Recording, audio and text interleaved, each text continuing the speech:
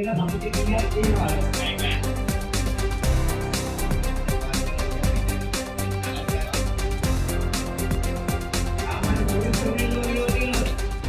பேர் மதிசீலன். நான் ஒரு பஸ் உரிமையாளர். அதாவது இந்த அரசாங்கத்தில் நாங்கள் கேட்டுக்கொள்கிறேன்னு சொன்னால், இந்த பஸ்ஸுகளுக்கு மேலதிகமாக இந்த அலங்கார பொருட்கள் போட்டிருக்கிற அவங்க சொல்கிறாங்க தடை செய்ய சொல்லி. இப்போ தடை செய்யணும்னு சொன்னால் அது ஒரு ஆபத்தை விளைவிக்கக்கூடிய இதுகள்னு சொன்னால் நாங்கள் அதை தவிர்க்கிறத ஏற்றுக்கொள்கிறோம். அது உண்மையிலே ஏற்றுக்கொள்ளக்கூடிய ஒன்று. இப்போ பிரச்சனை என்னன்னு சொன்னால், இப்போ எங்களுக்கு ரூட்டில் ஓடி வர வருமானத்தை விட ஹயர்களில் தான் எங்களுக்கு வருமானங்கள் கூட வருது. ஒரு ஹயர் பிடிக்கிறவங்க வாகனத்தில் கண்டிஷன், அதாவது அவங்க டெக்கரேஷன் சீட் செட்டுகள் அப்படி இப்படி அதுகளை பார்த்து தான் இதுன்றாங்க. அப்போ ஒன்றுமே இல்லாமல் ஒரு செத்த வீட்டுக்கு போகிற மாதிரி ஒரு பஸ் ஒன்று இருந்துன்னு சொன்னால் அதை யாரும் ஹயர் போகிறார்கள் விரும்ப மாட்டாங்க.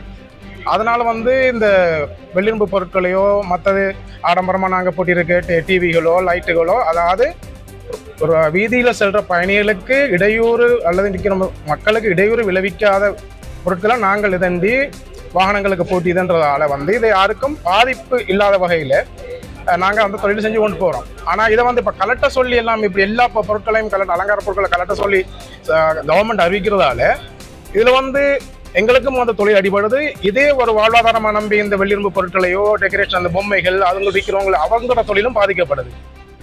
இதனால் இந்த வருமானம் இந்த பஸ்காரருக்கோ திருவிழ்ஸ்க்கு இதுகளை அகற்ற சொல்லி இந்த வருமானம் முழுக்க எடுக்குது கவர்மெண்ட்டுக்கு. அந்த வருமானம் இது அப்படி இல்லைன்னு சொன்னால் எங்களுக்கு உழைச்சி தரக்க அந்த கவர்மெண்ட்டு நாங்கள் எடுத்தோம். அந்த 3 மாதம் அவகாசம்னு சொன்னால் அதை பற்றி ஒரு தீர்மானம் எடுக்கணும். நீங்கள் தேவையற்றன்னு சொல்லி எதை சொல்ல வாரீங்க, இந்தந்த பொருட்கள் தேவையற்றணும் இதை அகற்றணும்னு சொன்னால் அதை நாங்கள் ஒரு கலந்து ஆலோசித்து மக்களுக்கு இடையூறு விளைவிக்கக்கூடிய அந்த பொருட்கள் அதுகள் இருந்தால் நாங்கள் அதை அகற்றுறதுக்கு தயாராக இருக்கோம். கட்டணம் ஒன்று செலுத்திட்டுத்தான் செலுத்தினால் அப்படி இல்லை, கட்டணத்தை ஒன்று செலுத்திப்பட்டு அதுகளை போட்டிட்டு ஒரு விபத்தை ஏற்படுத்த வேணும்னு சொன்னால் அது என்ன, அதை ஏற்றுக்கொள்ள முடியாது. இல்ல அது அரசாங்கம் தான் அந்த வருமானத்தை எதிர்பார்க்கணும்னு நினைக்கிறேன். அதாவது நீங்க கட்டணத்தை செலுத்தி போட்டு அதெல்லாம் பூட்டி ஓடலாம்னு சொன்னா அப்ப அந்த ஆக்சிடென்ட் நடக்காதா? அப்ப அந்த கட்டணத்தை வசூலிக்கிறதுக்கு அரசாங்கத்துக்கு அந்த வருமானத்துக்காண்டி தானே அந்த வேலை, மக்களோட நலனுக்காண்டி இல்லை. இப்ப டீசல் விலை மாறுபாடு இல்லை, டீசல் விலை மாறுபாடு இல்லாததால நீங்க எதிர்நோக்கிற பிரச்சனைகள் டீசல் விலை அதாவது டீசல் விலையில நிறைய பிரச்சனை என்னன்னு சொன்னா, தனி ஒரு டீசல் விலை குறைப்பால மட்டும் டிக்கெட்டை குறைக்க இயலாது.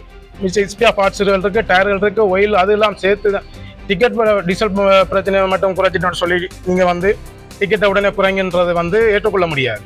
வெறும் டீசல்ல மட்டும் பஸ் ஓடுறது இல்லை, ஒயில் உடனே ஸ்பேர் பார்ட்ஸ் போடணும், டயர் போடணும், மெக்கானிக் ஃபால்ட்டுகள் இருக்கு. இதெல்லாம் எங்களுக்கு இதனால் தான் டிக்கெட்டுகள் குறைக்கலாம். அப்படியும் இல்லைன்னு சொன்னா எங்களுக்கு மானிய முறையில் டீசல் நீங்க வழங்குனீங்கன்னு சொன்னா நீங்க சொல்ற சட்டத்திட்டங்களுக்கு நாங்க கட்டுப்படுவோம்.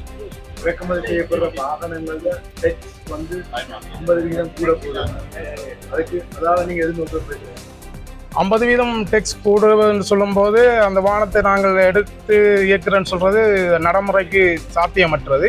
அதையும் எங்களுக்கு ஒரு அதாவது இந்த வெட் ஃப்ரீன்ற மாதிரி ஒரு வரி அடிப்படையில் போக்குவரத்து வாகனங்களுக்காக இருக்கலாம், அல்லது அபிவிருத்தி செய்யக்கூடிய அதாவது உழவு இயந்திரங்கள் அப்படியான வாகனங்களுக்கு எங்களுக்கு இறக்குமதி வட்டி வரி வீதத்தை எங்களுக்கு குறைத்து தந்தால் தான் நாங்கள் அதை கொண்டு இயக்கலாம். இல்லைன்னு சொன்னால் அந்த வாகனங்களை வச்சு எடுத்து இதுன்றது கஷ்டம்.